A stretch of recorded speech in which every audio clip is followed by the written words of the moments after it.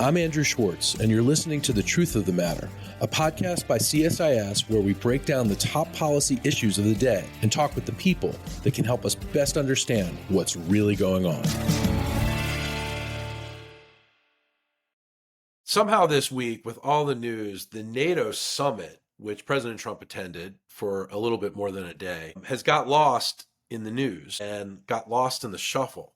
So I wanted to bring on Max Bergmann, who's the director of our Europe and Eurasia Program here at CSIS, because he knows this stuff. And I want to ask him what really happened, especially because Max just published a commentary called NATO's Brain Dead Summit. So Max, what did you mean by that?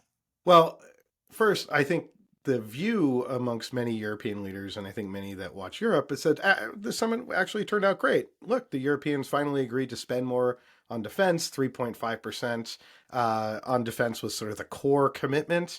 And then there's an extra 1.5% of sort of magic fairy dust that somehow gets up to 5%, which then meets Trump's target. But if you're looking at a positive spin, you would say the 3.5% number is real. NATO has real targets for this. Europe is finally taking its security seriously. This is, a breakthrough summit, and we should give Trump credit for it. From my perspective, I think that's not really what happened here. I think what happened here is Europeans made a lot of commitments that they don't have any intention, or most Europeans don't have any intention of fulfilling, at least in the near term. And this is really all about trying to appease President Trump to keep him engaged in NATO, engaged in the alliance.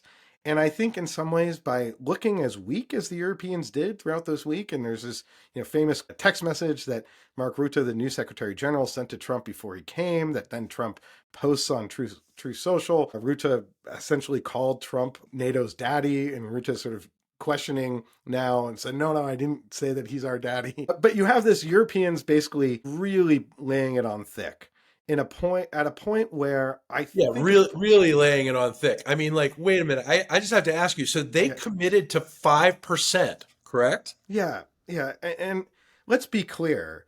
5% is well more than what the United States spends on defense. The United States spends a little bit less than 3.4%. So even if Europeans spend 3.5%, that would be more than us. And so when NATO made this commitment, it's the United States did not make this commitment. It's the other NATO countries. And, you could make the case. The other NATO countries who arguably don't have the money to actually do it. Right. And this is where I think Europeans made a mistake here. And I think NATO being sort of divorced from the internal politics and the economics in Europe. And we have to remember, NATO is the military alliance, but the economics and politics is at the European Union level. You have a country like the United Kingdom, which has just done a strategic defense review where, they struggled to justify and get to 2.5% on defense. And now you're going to say they're going to at least have to commit another 1%. Well, that would mean cuts to the National Health Service. Well, that would be incredibly unpopular. And you have this resurgent far-right party and reform emerging. France has this huge budget challenge where their budget deficit, their budget deficit is over 5%. So if they're going to spend more on defense, they're going to have to cut something. And you know how the French love to strike. And oh, by the way, you have the National Front on the right, and you have this far left party led by Jean-Luc Mélenchon. And it's very easy all across Europe now for populist parties to say, we're not going to do this. And you know what? We're not going to cut healthcare or social services for defense. So if countries actually follow through on these pledges, it creates a lot of internal political challenges, which I don't think are good for NATO or good for Ukraine. And so I think they've really got far out ahead of their skis, at least politically here. And so they're far out on their skis, but President Trump left feeling pretty good, I guess, right? Yeah, I mean, he left this summit getting Europeans to do what American presidents have been asking Europeans to do for a very long time, which is to commit to even more defense spending. And then you have European leaders, praising your leadership. So for Trump, this is great. Because really what all the Europeans wanted from the summit was for the United States to stay in NATO, to not leave and to not have a blow up. And so in that sense, a lot of Europeans are slapping the back right now of Mark Rutte and saying, great job, you delivered. Yeah, he stayed in. The United States is in. Things are copacetic. So in that sense, it was successful. In that sense. But then I think what Europeans are missing here is that this isn't Trump one. Like during Trump one, you just gotta, if you could just get Trump to not blow up the thing that's happening, then great. And then you can work with the Secretary of Defense that's there, Jim Mattis, who is very traditional and committed to the NATO alliance. But what's happening right now is the Pentagon is doing a massive force posture review, which is likely going to mean very, very significant cuts to US force posture in Europe. And that's sort of, behind the scenes, and they didn't have that force posture review done by the NATO summit. So I think what actually may have happened here is Trump and the Trump administration successfully got Europeans to commit to spend more. And so Europeans are like, great, Trump is still committed to the alliance. All the while, they're going to do massive troop cuts, and the Trump administration is going to justify those to Europe and to Congress and say, it's okay. The Europeans agreed to spend more on defense than we do, so their security will be taken care of. And so this, in some ways, I think will justify a massive change to the NATO alliance that is likely going to happen.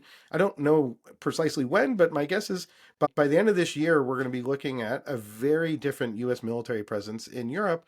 And that's going to leave the Europeans, I think, quite exposed and quite concerned about their future security. Right, because what you're saying is this spending deal, which on its face seems like a really good thing and successful, and they got the job done, actually means that the United States may withdraw a significant portion of our troops from the European continent, which leaves them much more exposed than they ever have been. Right. And I think what this alliance or and I think what this summit should have been, and actually I wrote this about the previous summit that was held in Washington at NATO's 75th birthday under the Biden administration, should have been about creating a transition plan. Should have been about getting real. That the United States is focused on the threat posed by China. We're less interested in Europe. The change is coming. So how do we do this burden shifting? How do we pass the baton to the Europeans?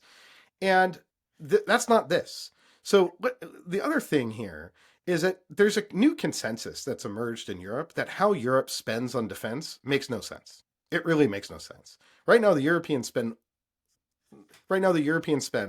enough to deter Russia. They spend around 300 to 400 billion euros. That is plenty to just simply deter Russia.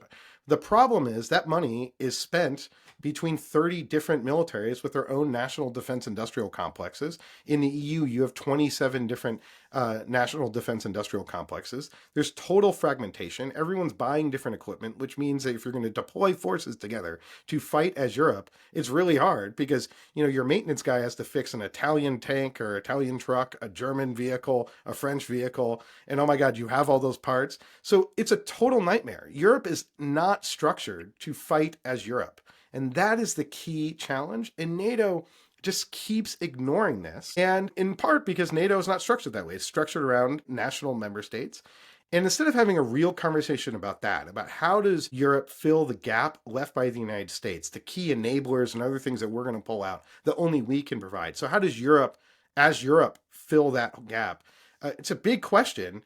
And instead of addressing that, we're just back to talking about, well, if you hit the magic number of 3.5% or 5%, it will solve all problems. Just like we heard for the last decade, if the Europeans spent 2% of GDP, then everything would be taken care of. It's not, because you could spend so much money and it would largely be wasted in the way that the Europeans spend now. And when I say largely, maybe that's overstating it slightly, but it doesn't give you the security that's needed because right now the country that provides for European security, the European Defense Force, is the United States, and no one else can really provide that in Europe.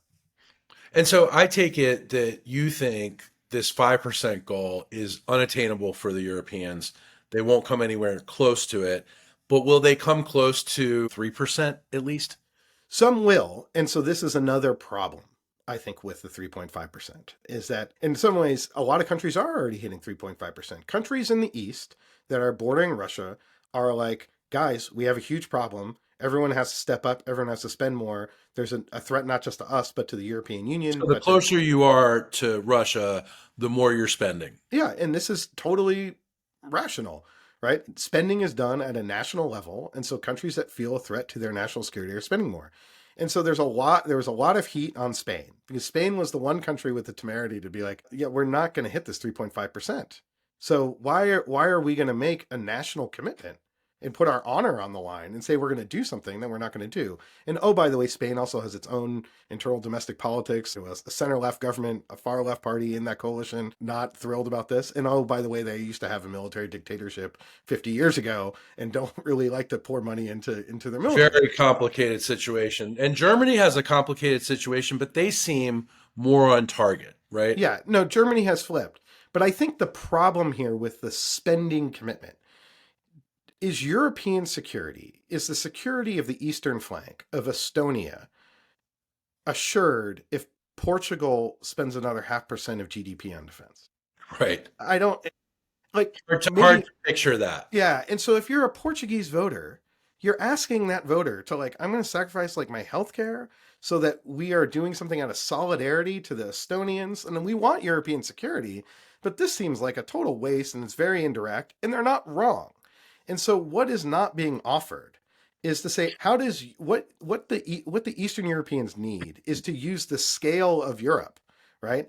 Spain is a big country. They have a military of an army of more than 100,000 people. It's the fourth largest economy in Europe. Italy, the third largest economy. You need to figure out how to get that scale that can back up the eastern flank, right?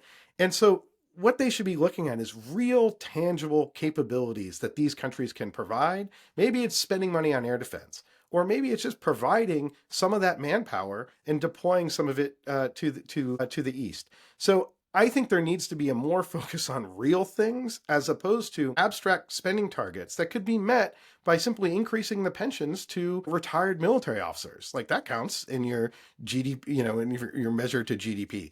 So what NATO isn't doing, it's setting these abstract targets. And so for the next 10 years, we're going to be fighting with the Europeans about whether they're hitting their targets or not. When in reality, we should be really laser focused on what do they need to do to deter Russia? How can these countries not on the eastern flank help out and do more and put real pressure on them to deliver real tangible things? And that's a much better conversation to have, but we're not having it. And so that's why I think this summit brain dead, which is to evoke Emmanuel Macron back during the first Trump administration when he felt NATO was sort of all at sea, is because it's not, to me, really focused on the real challenges here, at least at the political level. All right, so let's talk about the real challenges. Obviously, overhanging this summit, like everything else, is Russia and Russia's war with Ukraine. What was discussed at this summit vis-a-vis that conflict, and how are the allies thinking about the situation? So not much was discussed. And, what Which is shocking, correct? yeah, which is shocking. And back last year when NATO had the summit in Washington, there was a beginning. The sense in the alliance was a little bit of summit fatigue. That NATO does not usually host summits every single year. Usually, you host them when something big happens, or every few years, a new American president. So they held this summit because there was going to be a new American administration, whether it was a Harris administration or a Trump administration. But the original focus was supposed to be on Russia. It was supposed to be on the threat posed by Russia. And what they did is they just Control-Alt-Deleted the Russia part. The statement for the summit was the shortest statement in the history of the NATO alliance. Is that right? Yeah, it was just a few paragraphs. There's not much on Russia and Ukraine. There is like one little mention, but it's basically ignored. Zelensky was there. He did have a meeting with President Trump, which seemed to go well. And I think probably the most impactful moment of maybe the entire summit was a Ukrainian journalist, no longer based in Ukraine, asked Trump a question about air and missile defense interceptors. And Trump seemed quite emotionally moved because her husband was, I think, in the Ukrainian military. She was living in Poland, and she was asking about whether the United States would sell that. Trump's answer was sort of positive, but it was also like, well, we kind of need these for ourselves too. But I think the major takeaway from that is Trump didn't come out of this summit saying NATO is dumb, NATO is turning his back on NATO or turning his back on Ukraine. But there was also no real commitment to Ukraine and no real commitment to the NATO alliance either. So I think what we're actually seeing in European security is the gradual departure of the United States, and that Ukraine is the problem of Ukraine, the problem of maintaining Ukraine's existence and its security is going to be increasingly left to the Europeans to support Ukraine. And I think the Europeans have just sort of come to accept that, and so didn't have sort of stopped pushing Trump on Ukraine. And I think the Ukrainians as well, they just want the US to keep kind of doing what we're doing, providing intel sharing, providing weapons deliveries of money that was spent during the Biden administration. No one's really asking the Trump administration to go to Congress and ask for more funding. So all the money's gone. It's just now waiting for our industry to finish building it and delivering it. And that's going to happen over the next year. But it's really up to the Europeans, I think, to fill some of the gaps that we leave, or for the Ukrainians to come to us and just try to buy stuff from us. The whole atmosphere, I think, is shifting around Ukraine. But I think there was some relief that there wasn't a lot of talk from Trump about engagement with Putin and in this peace process that's really going nowhere. So it really seems to the outside observer that this summit was mostly about the Europeans trying to win over Trump to their side. Some would say kissing up to him. They certainly made him feel relevant, powerful, in charge. And it really helped that Ruta set the agenda by calling him daddy. And he walked away with it feeling, I think, like the daddy. Yeah. No, there's a debate inside of Europe of what's the right strategy. Is the strategy to suck up to Trump to try to, hopefully nothing changes? Because the fear that they have is that if the Europeans figured it out, if they all got together and be like, all right, if America's gone, here's our plan. Here are the 5 things we're doing. Maybe here's the couple of things that we really need the Americans to leave behind. That if you go and present that plan to the Americans, it becomes a fait accompli. That we would say, yes, like this is great. Go forth. We're doing this.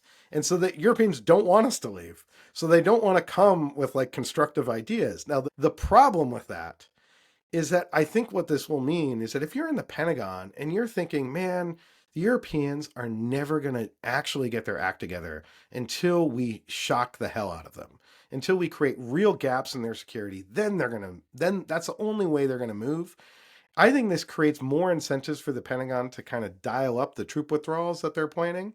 It also, I think, bleeds into the trade fight that we're having right now between the EU and the United States, the tech fight, where if, Donald Trump sees the Europeans calling him daddy and sees how weak they are, they think, Yeah. man, we can push these guys around. And, what's interesting is while Ursula von der Leyen, the president of the European Commission, was at the NATO summit, the EU is not in NATO.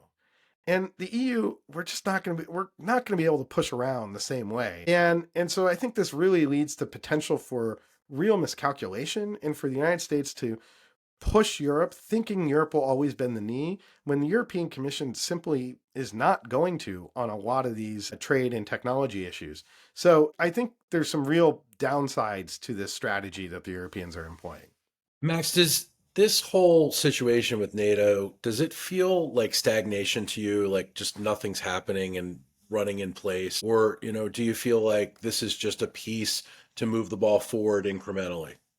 So, Europe moves forward in very mysterious ways. On the one hand, if you were to just go back 10 years ago and say, and if you were in a coma for the last 10 years and you were to wake up and you look at what the EU has just proposed this year about an EU defense industrial strategy, an EU loan program of 150 billion euros to try to get countries to buy together, you'd be like, oh my God, the EU is getting involved in defense. This is really real. This is big. And it is. But then you look at the scope of the challenge that they have in figuring out and integrating, coordinating, and it's not nearly enough. And I think what we're seeing from NATO is trying to just do more of the same. And part of what we see here, Andrew, is that if you're a national Ministry of Defense employee or official in any European country, or if you're a national defense industry, a national champion for Slovenia or Italy or whatever country, you don't want anything to change. Because if you create efficiencies in how Europeans spend defense money, that's not good for your Ministry of Defense. That's not, because then you have to like work with everyone else, or you lose control over procurement. And if you're a small company in a country, well, then suddenly you might be eaten up by another because it'll be more efficient. So efficiencies create resistance. And that's kind of what we're seeing here is no one really wants to reckon with the problem, which is the problem is that Europe has to figure out how to defend itself as Europe. And so you're seeing a lot of countries taking a lot of bold action, the Finns, the Swedes, the Poles, all the Baltic states. Germany is going to spend a lot more on defense, but they don't get much for what they spend now. So my fear is that you're going to put a lot of money potentially, and I don't think they're going to hit 3.5% anytime soon collectively, but they're spending a lot more, but they're not reforming how they're doing it. And so there's going to be a lot of waste, and it may not lead to the actual security outcomes that Europeans need in a world where America's not there to fight the war for them. So what needs to happen for that to happen? So I think that's likely to happen in the fall. I think the troop withdrawals that are announced will cause, I think, a pretty shocking moment where European militaries are like, we don't have enough air tankers to fight the Russians. This is a real problem. We don't have the mass and scale of precision guided munitions. We don't have the artillery. We got to move. And it makes no sense for everyone, to go buy French artillery and German artillery and to everyone go off and do their own thing. And I think that will lead to a degree of focus. And to me, the obvious solution here, and the Germans are just resisting doing this, is the EU borrowed for COVID. It could borrow for defense, create a common pot of funding, and just start putting things under contract and have countries buy into that as well. And it could essentially be the procurer for Europe and also for Ukraine, because whatever Europe needs to fight the Russians, that's what Ukraine needs. And you can sort of let the Ukrainians decide, say, okay, we want the French artillery, we want the German tank, we want the Finnish infantry vehicle. And then you just put it and just go and just buy it. And this is, I think, a much more simple way because you're buying for the present, not sort of building long-term procurement projects. You're buying things that they're already building, and you're just trying to get these companies to scale up by putting big long-term money, because these companies are worried, like, what happens if Vladimir Putin dies tomorrow? Then suddenly we built 3 more factories and no one's going to buy our tanks anymore. So you got to sort of buy down their risk, unfortunately. And that's what the EU can do. And the EU has all these regulations that can force countries to buy together. So I think that's step 1. And then step 2, I think, is being more creative about how European forces are deployed and conceived of. Spain having this huge military, there's 1.4 million people in Europe in uniform. They can figure out how to replace 100,000 Americans. So figure it out. But it requires changing how they do things. And that is uncomfortable. NATO's not pushing them to do it. And so that, I think, that more creative conversation, I think, can be triggered, well, hopefully will be triggered in a situation where suddenly they're reckoning with massive gaps in capabilities that the Trump administration would leave. And so the hopeful scenario here is the Trump administration does create a bit of a shock, but it's not big enough to actually weaken European security, that gives Europe time to then take action, and then can take action to fill those gaps in fast enough so that by the time Russia could potentially even conceive of attacking NATO, that NATO is strong and Russia won't do it. Max, finally, I want to ask you, we talked about scaling up in defense, but what was the talk about scaling up or being safe when it comes to AI? So AI, I think, is a big question, right? Because you see AI being deployed on the battlefield in Ukraine. And I think one thing that the Europeans are kind of ahead of us on is really thinking about about looking at the battlefield in Ukraine and trying to learn those lessons. I think in some ways we've gotten a little bit cocky and say, well, we're not going to fight like that. The UK has just done the strategic defense review, really looking at Ukraine. And so AI is really part of the conversation. And NATO is trying to figure out how to incorporate it in how it does defense. But this also creates huge challenges because the Europeans aren't as technologically advanced as us, or their companies are not where our companies are. And they are skittish about AI from a social perspective. And so I think this is going to be a real topic of conversation for every country's militaries. And then how you make that a collective European NATO approach, I think is going to be a really important topic in the years ahead. And it was discussed, thankfully, at the summit. Max, really appreciate your time. Thank you so much. Great insight, as always. Really appreciate it. Thanks so much for having me back. If you enjoyed this podcast, check out our larger suite of CSIS podcasts. From Into Africa, The Asia Chessboard, China Power, AIDS 2020, The Trade Guys, Smart Women, Smart Power, and more. You can listen to them all on major streaming platforms like iTunes and Spotify. Visit csis.org/podcasts to see our full catalog.